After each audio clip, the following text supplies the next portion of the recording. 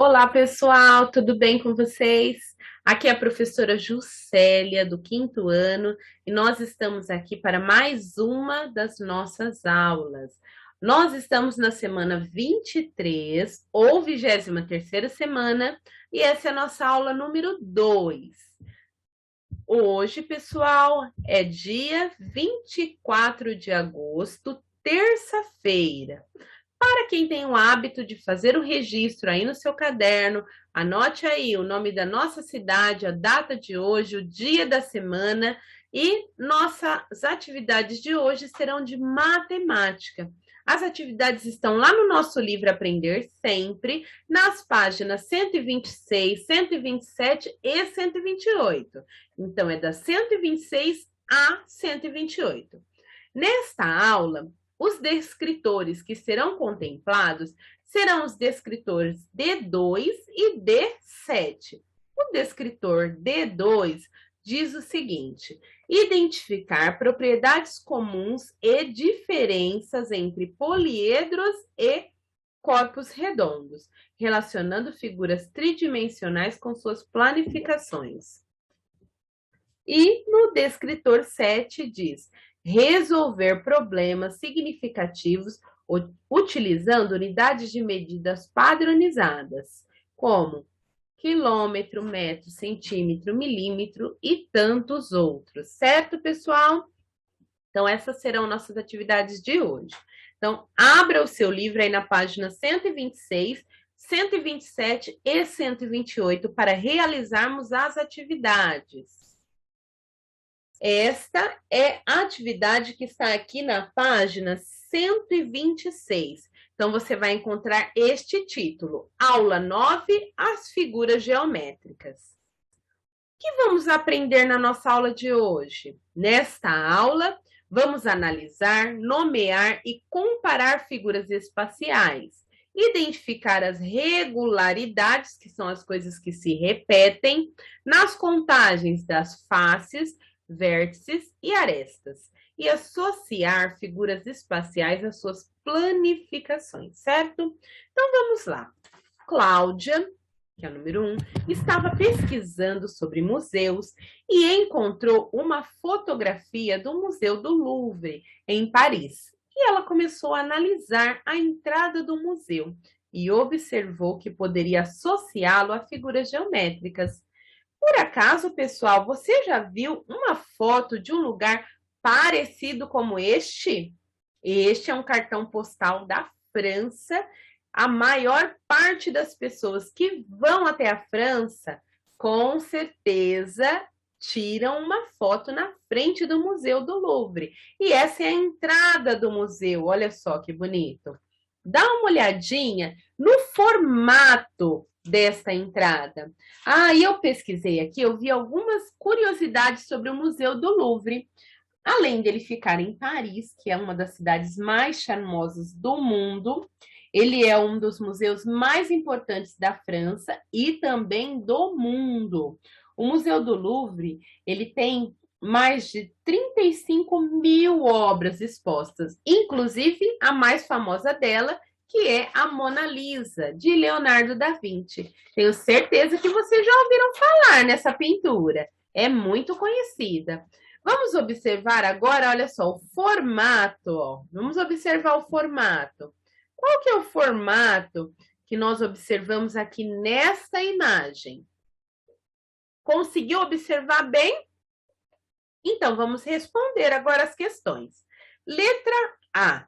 Qual figura geométrica você encontra na entrada do Museu do Louvre? Pessoal, qual é o nome dessa forma geométrica ou deste poliedro?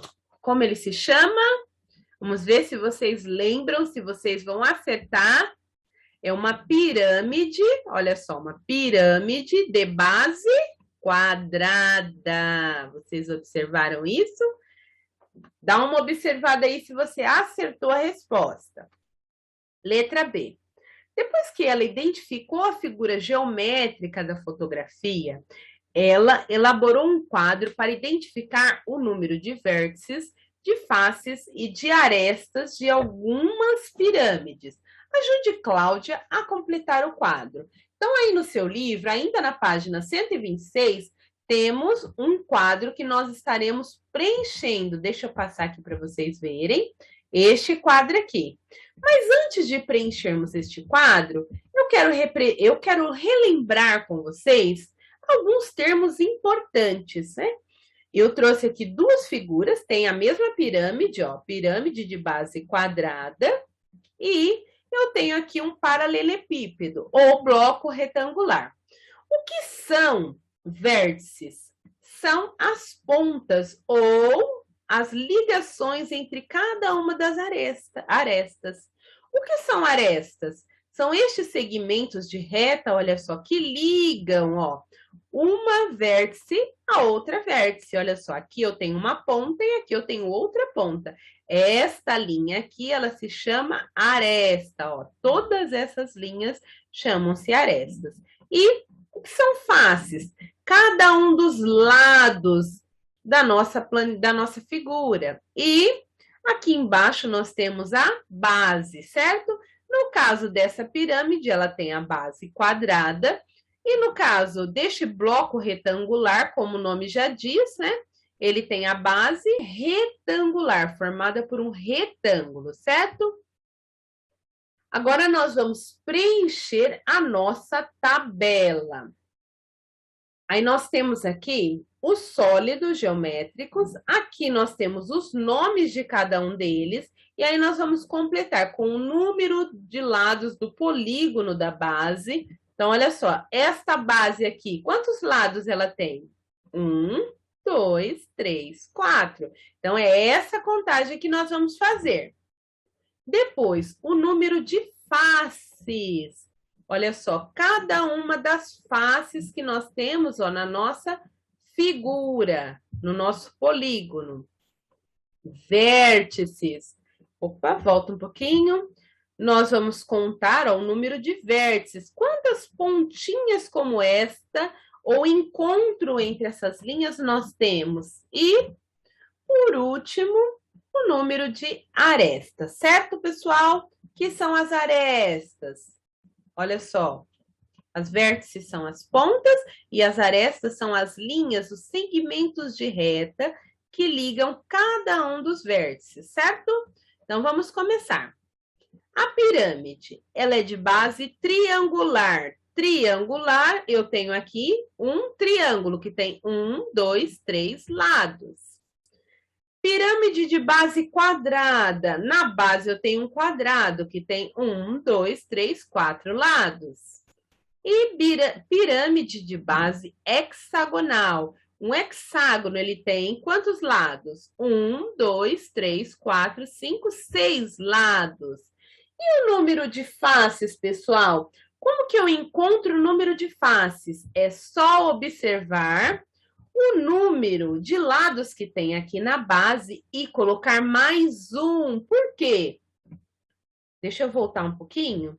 Quando eu penso nas faces, eu não estou pensando apenas nos lados. Eu também conto a base, pessoal, tá? Então, por isso que é o número de lados que tem a base mais um. Então, aqui eu tenho 3 lados mais um, 4. Aqui eu tenho 4 lados mais um, 5. Aqui eu tenho 6 lados mais um, 7. Agora, nós vamos completar a próxima coluna, que são os vértices. Vocês se lembram que são vértices? Cada uma das pontas. Então, é somente nós contarmos 1, 2, 3, 4 pontos. Vamos ver se está correto? Sim, está correto. E aqui na pirâmide de base quadrada? Eu tenho 4 pontas aqui embaixo, mais uma, 5 pontas. E aqui? Eu tenho 6 pontas aqui embaixo, mais essa pontinha, 7 pontas. Então, olha essa dica. O número de vértices é o mesmo número de faces, tá? Então, gravem aí essa dica. E para achar o número de arestas, que são estes segmentos de reta, ou estas linhas que temos aqui ao lado por todos os lados da nossa forma, ou do nosso polígono, tem uma regrinha.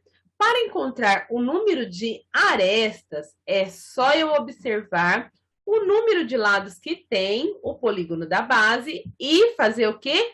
Multiplicar por 2. Isso mesmo. Então, se aqui eu tenho 3, lá nas arestas eu tenho 6. Aqui eu tenho 4, 2 vezes 4, eu tenho 8. E aqui, se eu tenho 6, 2 vezes 6, 12. Muito fácil completar essa tabela. Eu achei muito fácil. E você? O que você achou? Na página 127. Quais irregularidades você observa sobre os elementos das pirâmides? Então, observando aqui na nossa tabela, ó, que nós já preenchemos. Ó, nós preenchemos os números de lados do polígono da base. Nós preenchemos o número de faces, nós preenchemos o número de vértices e o número de arestas, que o número de arestas é o mesmo número, você vai pegar o número de lados do polígono da base e multiplicar por 2. Então, nós descobrimos estas regras. Então, estas regras são chamadas de regularidades, porque são situações que se repetem. Então, no caso das pirâmides, o número de faces é igual ao número de lados da base mais 1. Então, a nossa base aqui é um quadrado que tem 4 lados, certo? 4 lados mais 1 equivale ao número 5. Então, o número de faces sempre será a quantidade de lados do polígono da base mais 1. O número de vértices, que são as pontas, sempre será o mesmo número da face, de faces daquele polígono. E o número de arestas são aqui, ó, as linhas, né, os segmentos de reta, sempre será o dobro do número de lados do polígono da base. Então, se eu tenho 1, 2, 3, 4 lados, eu tenho o dobro. 4 vezes 2 equivale a 8, certo?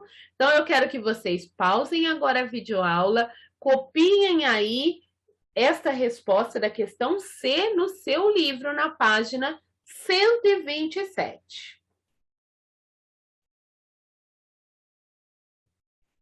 Se você já copiou, vamos continuar respondendo as questões. Se você não copiou, é só voltar um pouquinho a videoaula. Número 2. A professora Cecília pediu que seus alunos montassem alguns sólidos geométricos. Valéria montou um sólido com as seguintes características. Então, ó, presta atenção nas características. Então, vértices, 6 vértices. Então, temos 6 pontinhas. Qual desses polígonos tem 6 pontinhas?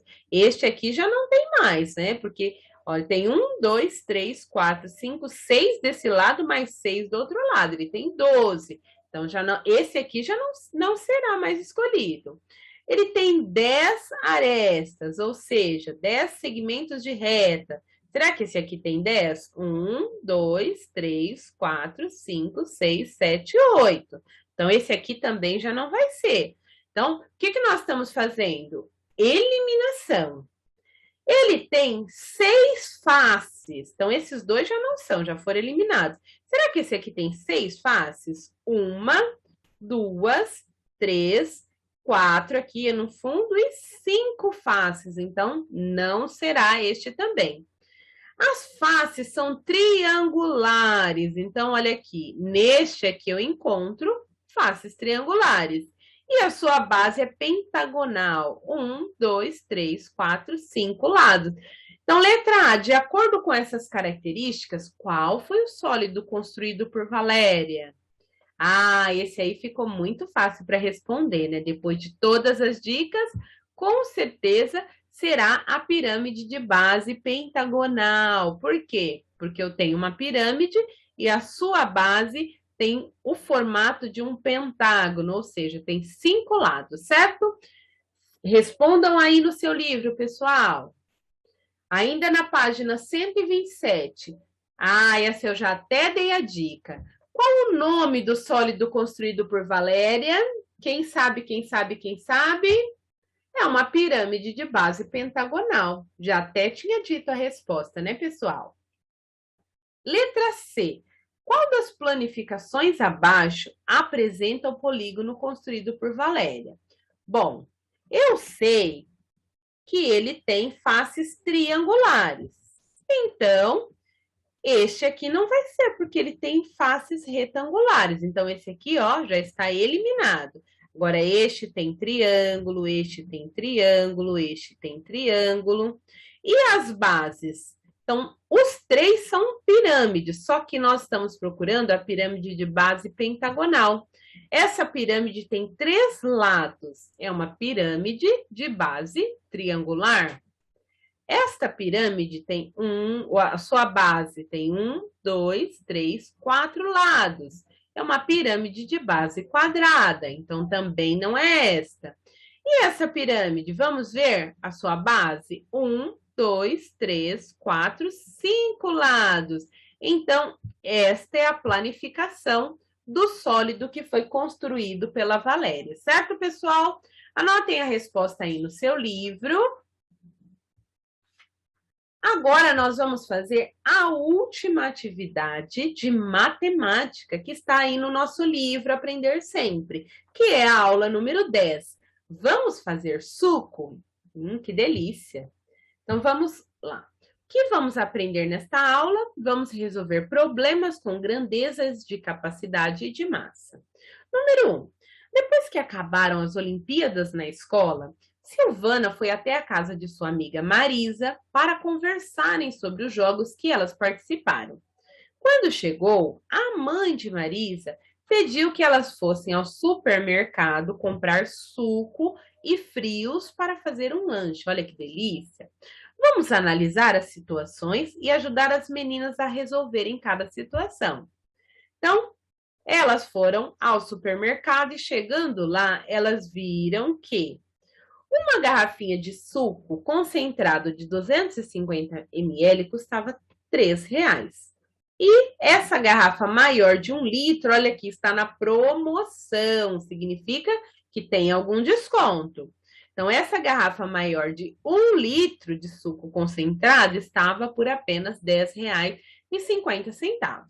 Aí vem a questão. A mãe da Marisa pediu que ela comprasse 1 litro de suco concentrado no supermercado. E tinha a seguinte oferta. Então, ela poderia comprar, para formar 1 litro, ela poderia comprar garrafinhas de 250 ml. Ou comprar uma garrafa de 1 litro. Aí vem a questão que está no livro. Marisa pensou em levar as garrafas de 250 ml. Então, ela já tinha escolhido. Quantas garrafas ela precisa comprar para formar 1 litro de suco?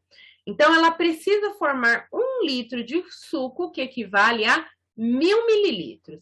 Se cada garrafinha equivale a 250, ó, 2 garrafinhas, quanto será que vai resultar? Ó, 250 vezes 2. 2 vezes 0, 0. 2 vezes 5, 10. O 0 da unidade fica, o 1 da dezena sobe. 2 vezes 2, 4. Mais 1, 5. Então, aqui eu tenho 2 garrafinhas, eu tenho 500 ml, ou seja, eu tenho meio litro. Mais 2 garrafinhas, 2 garrafinhas. Vamos ver quanto nós teremos? 4 vezes o 0 é 0. 4 vezes o 5, 20.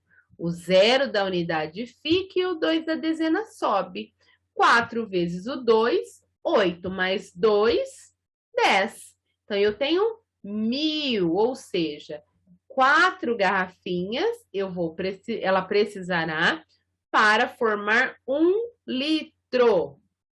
Como vai ficar essa conta? Ó, temos aqui os 2 cálculos, igualzinho a professora fez aqui. Então, aí no seu livro, no espaço que você tem, você faça os cálculos e coloque a resposta. Ela deverá comprar 4 garrafas de 250 ml para formar 1 litro de suco concentrado, certo? Então, registrem aí no seu livro.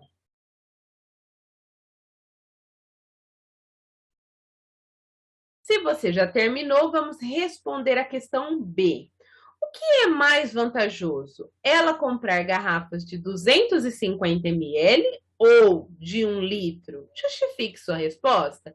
Então, a gente já sabe que ela tem que comprar 4 garrafinhas de 250 ml, mas nós não sabemos quanto vai dar esse valor. Então, a gente vai fazer este cálculo. R$ 3 vezes 4. 4 vezes 0, 0. 4 vezes 0, 0. 4 vezes 3, 12. Lembrando da vírgula, porque estamos fazendo cálculos com dinheiro. Então, as 4 garrafinhas vão custar R$ 12. E uma garrafinha de 1 litro custa R$ 10,50. E aí, pessoal, o que compensa mais ela comprar? Uma garrafa de 1 litro, que custa R$ 10,50, ou 4 garrafas de 250 ml? O que é mais barato? É claro que é muito mais vantajoso ela comprar uma garrafa de 1 litro, porque se ela comprar garrafas de 250 ml, ela pagará R$ 12. E uma garrafa de 1 litro custa R$ 10,50. Ou seja, uma garrafa de 1 litro custa muito mais barato. Então, anotem aí a resposta do seu livro. Pausa um pouquinho a aula, anota aí a resposta e depois continua assistindo.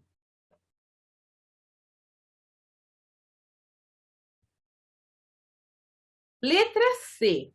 Marisa também precisa comprar frios. Sua mãe pediu 500 gramas de mussarela e 400 gramas de presunto. Cada um dos 2 tipos de frios já estava fatiado e embalado em bandejinhas com 100 e 200 gramas. Pessoal, então normalmente quando a gente vai ao supermercado, a gente encontra algumas bandejinhas assim. Tem bandejinhas com carne, tem bandejinhas com presunto, tem bandejinhas com mussarela, tem bandejinha com peito de peru, tem vários tipos de bandeja já embalada e pesada. E os frios já estão o quê? Todos feitos em fatias. Então, lá no supermercado tinha bandejas de 100 gramas e de 200 gramas. Como ela pode compor as bandejas de frios de modo a comprar exatamente a quantidade de mussarela e de presunto que sua mãe pediu? Então, eu sei que a mãe pediu 500 gramas de mussarela e 400 gramas de presunto. Como que eu posso organizar isso utilizando bandejas de 100 ou de 200 gramas? Então, aqui eu fiz uma possibilidade, ó, 200 gramas mais 200 gramas mais 100 gramas formou 500 gramas, certo? Então, aqui, ó, eu tenho, ó, olha só, 200 mais 200, 400, mais 100, 500. Aqui, a forma mais simples, 200 gramas mais 200 gramas, eu tenho 400 gramas. E aí, pessoal, será que tem outras formas que elas poderiam escolher para comprar as bandejinhas? Tem várias outras formas que eu coloquei aqui embaixo para vocês. Olha só, mussarela. Ela poderia comprar 5 bandejinhas de 100 gramas cada uma. Ou ela poderia seguir essa possibilidade que eu coloquei. 2 bandejinhas de 200 gramas e uma de 100. Ou ela poderia comprar 3 bandejinhas de 100, 100, 200, 300 e uma bandejinha de 200 gramas. 300 mais 200 também daria 500. E presunto.